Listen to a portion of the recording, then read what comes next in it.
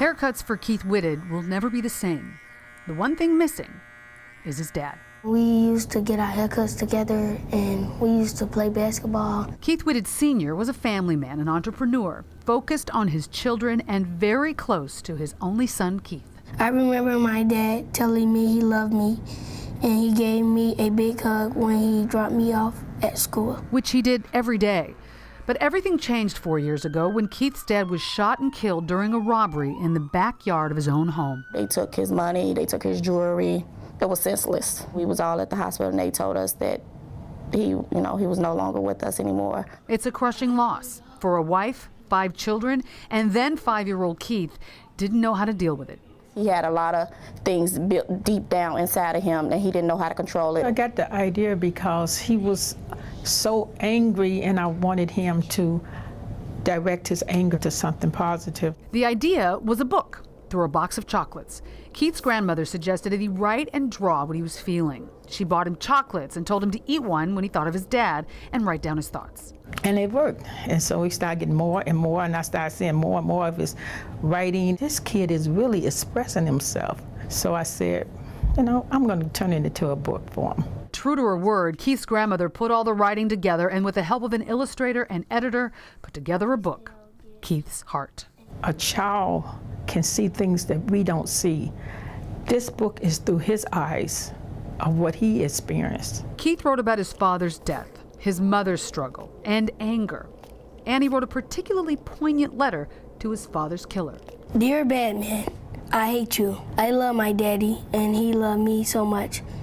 All I have left is pictures and the love inside my heart. Please, Batman, don't take anyone else's dad away. I don't want them to feel like I do. If this book that my grandson had written, if it helps anyone, his father would be so proud of him. Every time I watch the news, I see people dying, so I wanted to just write the book so I could teach people not to kill nobody no more. Go get those birds, go get them. The Chicago Park District is going to the dogs. Get the birds, go, go, go, go, go. They're using trained border collies to scare away gulls and the waste and bacteria they leave in the water. They really look like a predator, and that causes the gulls to leave. If those bacteria levels get high enough to make you sick, cities are supposed to issue swim advisories or bans. But with the help of these dogs, advisories here at 63rd Street Beach have been cut dramatically over the past few years. Stand along the river during Chicago's twice-a-week bridge lifts, and you'll see a show which seems to defy gravity.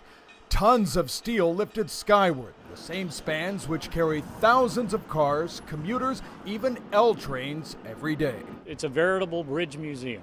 Bridge expert Jim Phillips notes Chicago has more movable bridges than any other city in America. Work on the city's oldest bridge here at Cortlandt Avenue began in 1901. South Haven, Michigan is a weekend getaway for many Chicago area residents like Ann Scott and her seasonal neighbor Dylan Reed. We live throughout the summer months here. Their next door neighbor, the Palisades Nuclear Power Plant, a 42-year-old facility that many feel is showing its age. It is a socio-technical system that has failed. That's extremely dangerous. These pilings separate the power plant from the beach here at Palisades Park. It shows just how close the neighbors here are to the documented leaks that have happened several times since early 2012. Records obtained by NBC5 Investigate show the plant reported 7 leaks in less than 2 years. Although the leaks were very small, 6 of them caused plant shutdowns, according to the Nuclear Regulatory Commission. And one leak in May spilled 79 gallons of radioactive water into Lake Michigan, the same fresh water that supplies millions of Illinois residents. My body's falling apart. The debauched parties that Stuart Levine threw at Lincolnwood's Purple Hotel are a part of the play, the symbolic downfall of a man. I'm decaying. Who went from millionaire to pauper. I was just flabbergasted how somebody could be worth $70 million and then end up selling electronic cigarettes at a mall. Andrew Gallant and Tim Toohey wrote and direct the play about the man who helped send to prison prominent political fundraiser Tony Rezko and political insider Bill Cellini. Everything ends. Patrick Birch plays Stuart Levine. I think I portray him as a human being, a man of excesses and demons. He's left by himself in his conscience. Levine's cooperation helped the government build its case against Rod Blagojevich.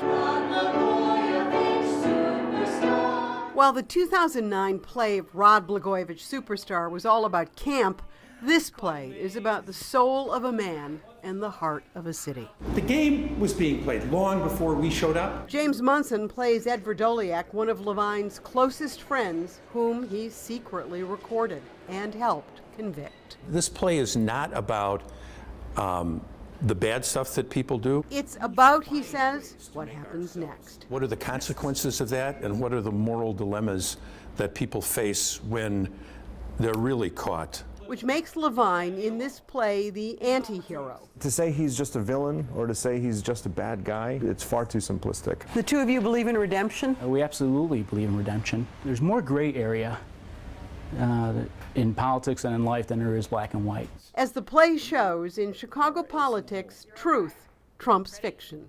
Carol Marine, NBC5 News.